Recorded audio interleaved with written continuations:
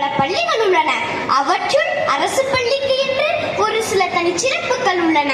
அரசு பள்ளிதானே என ஏளனத்துடன் பார்க்கும் மக்களின் காதுகளில் என் ஒளி ஓங்கி ஒளிக்கட்டும். தானே விதையுண்டு விருட்சமாய் வேரோடி ஆலமரமாய் தலைதிட்டு இலக்கண இலக்கிய வளம் செய்த செம்மொழியா என் இனிய தமிழ் மொழி இன்னும் உயிரோடு இருக்கிறதென்றால் அதன் முக்கிய காரணம் என் அரசு பள்ளியும் அதில் தமிழ் வழியில் படிக்கும் என்னை போன்ற மாணவர்களும் தான். ஆம், அரசு பள்ளி இல்லையெனில் தமிழ் மொழி இந்நேரம் தலைமறைந்து போயிருக்கும். நான் அம்மாவின் செல்ல பிள்ளை, நான் அம்மம்மாவின் செல்ல பிள்ளை என கொஞ்சி பேசும் மழலைகளுள் சமூகத்திற்கே செல்ல பிள்ளைகளாக பிரசவித்த எம் மாற்றுத்திறனாளிகள் படிப்பதற்காகவும் பாதுகாப்பிற்காகவும் அதிகம் தஞ்சம் புகுவது எம் அரசு பள்ளியில் மட்டுமே. ஈன்ற பொழுதின் பெரிதுவக்கும் தன் மகனை சான்றோன் என கேட்டுத்தான் என்கிறார் நம் ஐயன்.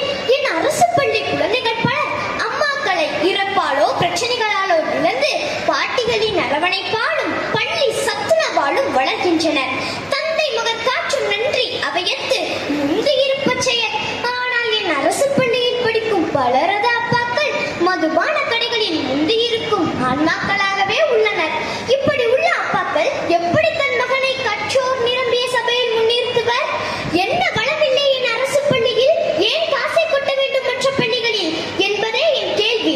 ஆம், போதுமான கட்டட வசதி, நூலக வசதி, கணினி வசதி, கழிப்பறை வசதி, சத்தான காலை மதிய உணவு, அறிவார்ந்த ஆசிரியர்கள் என அரசும் எங்களுக்கு அதிகமாகவே கை கொடுத்து வருகிறது. அது மட்டுமா, வருடம் ஒரு முறை கலை திருவிழா.